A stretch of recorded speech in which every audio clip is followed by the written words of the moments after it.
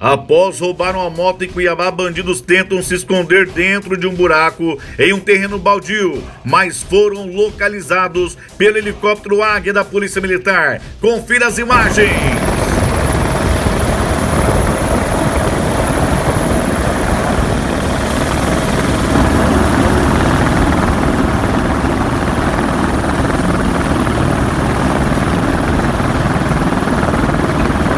Acesse www.mtnoticia.com.br, www.lapadalapada.com.br e fique bem informado. Acesse as nossas redes sociais.